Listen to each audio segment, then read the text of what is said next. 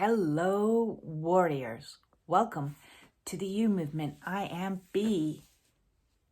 And you can see I'm all cozy in my jammies as resting when one can in this very tiring, exhausting energies. I've been getting reports back by lots of my warriors out there saying, hey, B, what is going on? I'm so tired. I'm so run down. I'm having headaches. I'm experiencing all kinds of things. Is anybody else reported this? So to let you know, yes, everyone has reported it. Everyone is reporting that, especially the last 3 days, there has been a very dark, dense energy. And in reality, it's been a very light energy that's releasing the dark energies because we've had a lot of solar flares coming in. And when the light comes in, it penetrates into us, pulling out the shadow. And so then we are forced to go and do some shadow work. So I have been deep in the shadow for the last 3 days as things come and surface. It's like Spirit has been handing me a report card and saying, you know, this is what's out of balance. This is what you haven't addressed. This is what you haven't looked at. And now we're going to commune with shadow. We're going to do some of this and we're going to sit in it. So I have been sitting in looking at my flaws. I have been sitting in and looking at my sins. I have been sitting in and looking at my conflicts in my life and seeing where I could have done things differently, choices that I have made, outcomes that happened, and all kinds of things, and trying to dig down deep into the muck to unfuck. Because when we are presented with our shadow, the last thing that we should do as warriors is try to repress it any further. We've spent our lives trying to repress things. I know I certainly have. I always believed I needed to be perfect because if in perfection, I might somehow be good enough to obtain the love of a parent that I was never good enough for. And being in the role of the scapegoat meant I was routinely criticized and judged. And so anytime any of my natural human flaws would rear its ugly head, or any mistakes that I made, I would want to hide those. It would elicit extreme toxic shame. And so we shove down inside of us, those mistakes. And listen, making mistakes is a human part of the process. It's how we learn. But if your mistakes have been weaponized against you, then there becomes an attachment to mistakes with extreme toxic shame. And that's where the root of a lot of self-loathing and self-hatred and beating self up comes from, is this weaponized shame.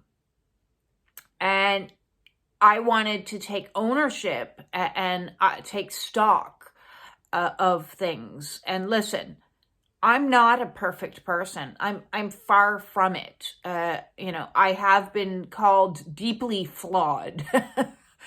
And fine. Yes, I am a deeply flawed person, but I'm not going to be flogged for my flaws. I'm not going to let others flog me for my flaws. Have I made mistakes in my life? Absolutely. If I could have the knowledge I have today back when I was 15 and be handed different coping mechanisms, I would have never smoked. I would have never drank, and all of the stuff that came with drinking. Like, that's shameful. When I think about a lot of the choices that I made in a state of complete inebriation. Would I have navigated difficult life situations better? Absolutely. For example, I can 100% take ownership of the fact that when I was married, my first marriage, I was age 20, and I got divorced by age 22, and I didn't have the level of maturity when I was in my 20s to be able to say to somebody, I'm not happy, I want out of this marriage, because I didn't know how to communicate or express my complaints or my unhappiness or my truth back then. So instead, I sought to sabotage, not consciously, but that's clearly what I was doing. I sought to sabotage, so I had an affair. And it was just a stupid thing to do but I was immature. And so your awakening is about your spiritual maturity. And I've been growing up in the last 3 years pretty damn fast. Right in front of this camera, I feel like Jeff Goldblum in The Fly, in that I have morphed from one identity into another as they just keep collapsing and ego keeps trying to rebuild. And now I'm kind of like, well, this is who I am. I'm just going to be me and show up in the camera for what I am. And it is what it is. There's nothing I can do about it. My soul is a little bit cuckoo, and wanted to do a spiritual awakening in real time in front of the camera. And so that's what I've done. I've shared in the last 3 years all of my ups and downs in regards to my physical health, my emotional health, my trauma releases and coping and dealing with all of that to help others deal with their traumas. Escaping from narcissistic abuse. Didn't see that one coming. Sharing with you my teachings of the chakra system and my passion for health and wellness from a holistic point of view. Sharing with you my tips and tools and strategies I use to free myself from addiction and negative coping strategies. It's been a journey. It's been an absolute journey and a half, and the journey continues.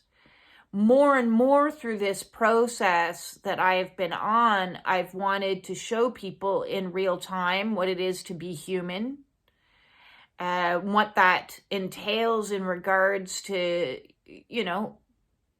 both sides of the coin, collapsing duality, seeing myself and loving myself through my light attributes that I never even knew existed.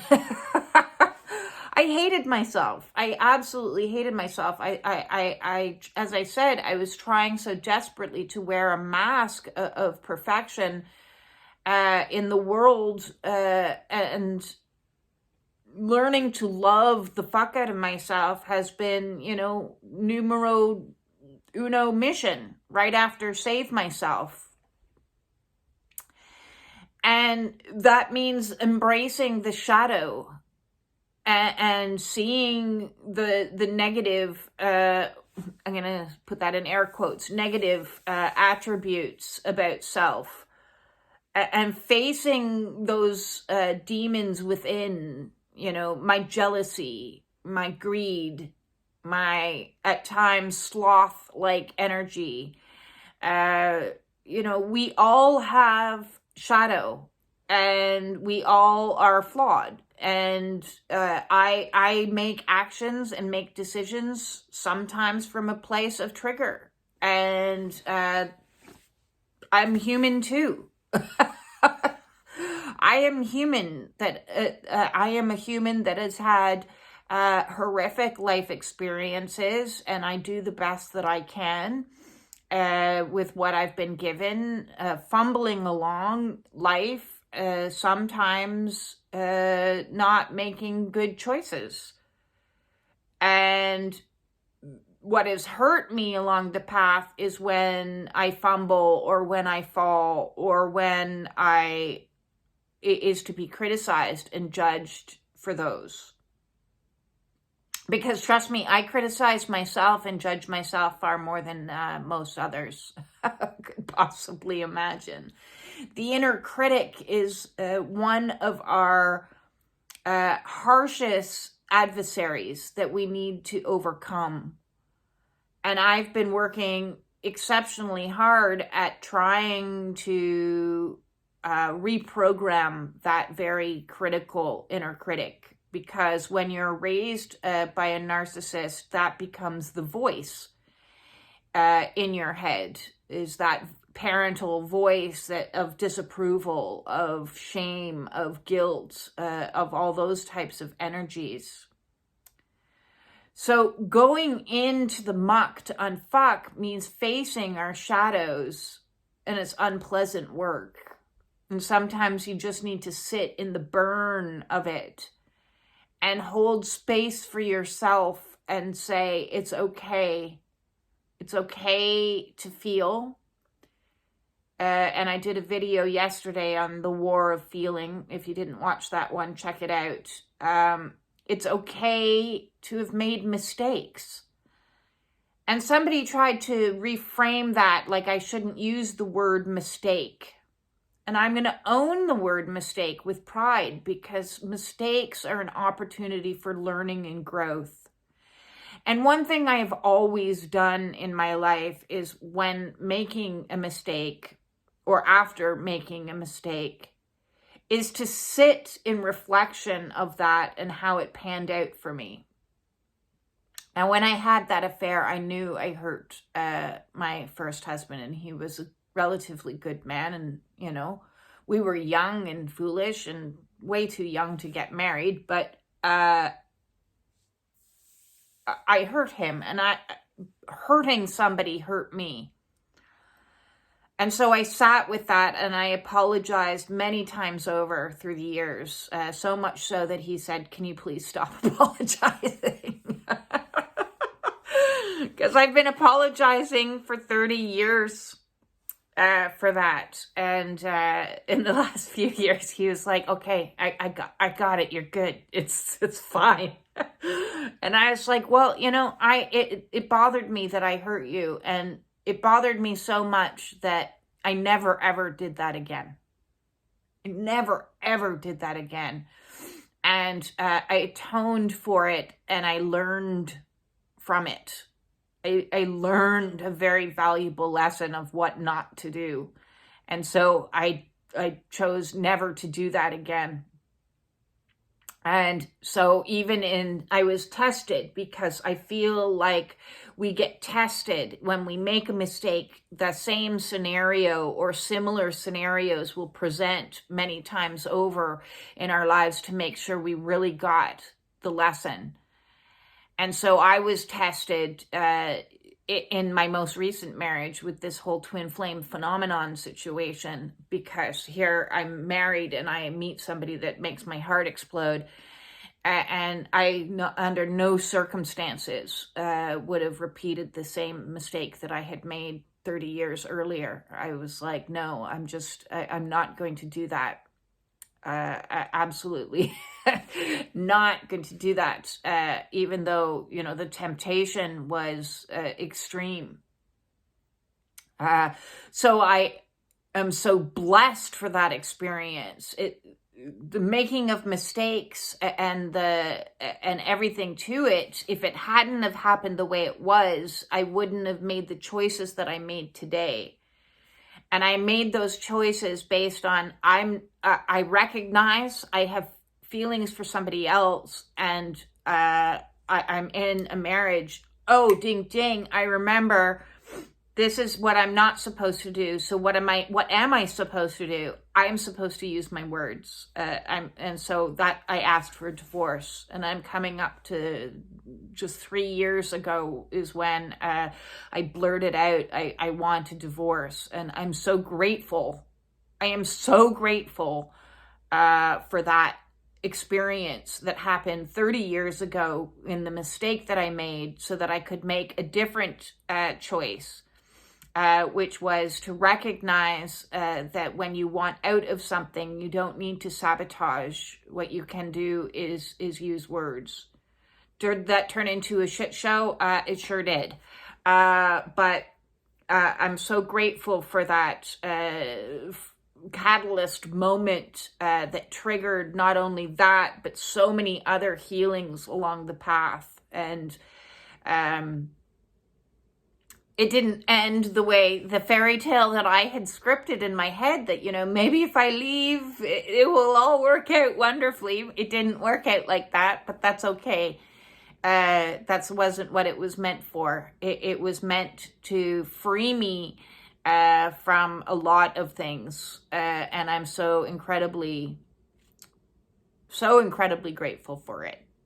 Even though it's also been the most arduous and crazy journey, as anyone who's on a twin flame journey knows, it's an incredibly difficult journey. I don't know why anybody's out there looking for their twin. I don't, because it triggers and is a catalyst for such profound, dramatic change. So on the one hand, you know, there's the gratitude that, you know, I wouldn't have been able to escape from an abusive situation had I not had those feelings. Had I not had those mistakes that I made 30 years ago, I wouldn't have made the choices that I made to use words to say, I want out, to get out, to motivate me to get out. I wouldn't have been propelled on this healing on speed, on steroids, like the healing, the transformation. And it was interesting because somebody recently was asking for me my link towards one of my root chakra videos that I did a year and a half ago. And while I was getting the link, I watched the first 1 minute of it, and I was like, oh my God, who even is that woman? And that's only 18 months ago. That's it. The transformation I see through these videos of who I'm becoming. My look has changed. The way I speak has changed. I'm sounding a lot more confident, I think, now than before. I certainly feel a little bit more confident. I had a lot of anxiety through my awakening, a lot of PTSD symptoms. And so sitting in front of a camera has been challenging at times. I fumbled through it with the ums and ahs, and I went through long periods of time where I was trying to, again, look perfect by editing all of that out and trying to be shiny. And then through this process, I keep learning more and more, stop trying to be perfect, just try to be you. Just be you. Which means being flawed. It means exposing shadow. It means owning, yeah, I have jealousies. I see other people out there in the world that are not going through awakenings and have happily little marriages in life. And I'm like, what the hell is that? That wasn't on my menu. Where do you get to order yourself one of those lives? No, I signed on for this crazy life and this crazy awakening journey and learning to surrender to God. And so that means surrendering everything and giving everything of myself to spirit and to mission and to be imperfectly perfect in front of a camera to show others that it's okay to cry. It's okay to be depressed.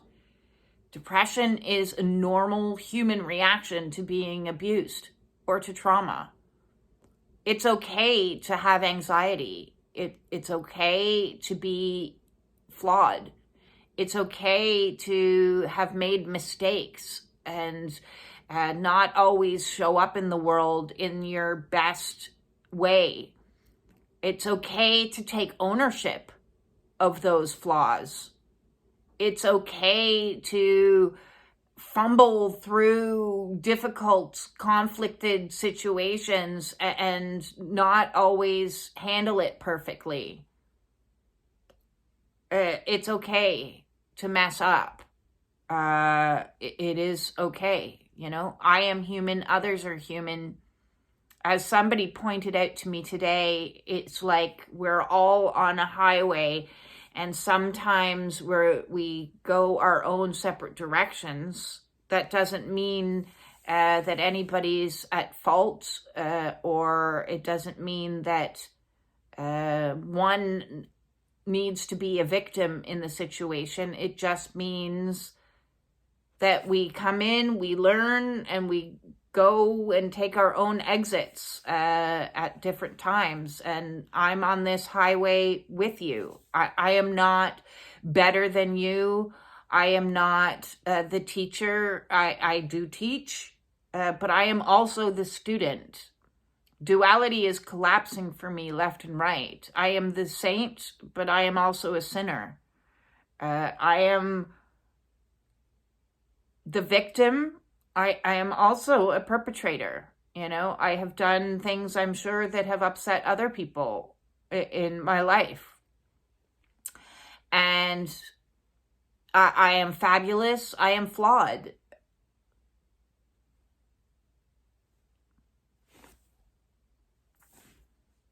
I am all things. I am no things. You know, this journey home to self is about understanding that the quest for perfection in the 3D, it has to collapse. It absolutely has to collapse, because in pretending to be something other than you are, and we're all got light and dark in us. Oh, I'm noticing, look, light and dark and shadow. I didn't even do that purposefully, but that's exactly what we are. We're a checkerboard. We're a mix mash. We're a little of this and a little of that, and all of us, all of it is still lovable. I'm still gonna love myself even though I've made mistakes. I'm still gonna love my ugly and my beautiful. I'm gonna love all aspects of me. And that's the quest, is for us to start loving all aspects of self. Because when we can show ourselves love, compassion, and forgiveness, then we can be able to show up in the world and show those energies to others as well. And not hold on to resentments, and not hold on to regrets or remorse and all these guilt-laden, shade attached energies. It's messy. It's messy, and yet it's organized. Healing is chaos, and at the same time, it's just simplicity. There is magic in the madness. If you need help with coming to terms with some of your less desirable traits and mistakes, and you need somebody to hold space for you, I can do that. I can do that. And maybe we can learn together, collectively, as a community of spiritual warriors, what it is to be whole again. I thank you greatly for all of the likes, the shares, and subscriptions. I wouldn't have been able to do this channel without your support, because I would have given up a million times over. I've had so much fear in regards to this project. And as I'm watching my numbers climb, and welcome to everyone who has joined us, and watching my matrices get closer and closer to that point of enough viewer hours, I'm just amazed. I'm just amazed. I'm amazed at this journey. I just, it's fantastic. So thank you, and thank you for every single hour of my content that you watch. You have no idea how much you're helping me and supporting me. I really, really appreciate that. This twin flame situationship, healing on speed, spiritual awakening, kundalini awakening journey, hero's journey is just wowza. It's just all kinds of cuckoo-cuckoo. I'm sending you all of my love out there. Feel free to get in touch with me if you would like to book a one-on-one or an oracle read or a distance Reiki, whatever. Please feel free to reach out. And stay in the light while you're going through the dark. Wow, what crazy energy. How much more of this is going to go on? I think forever.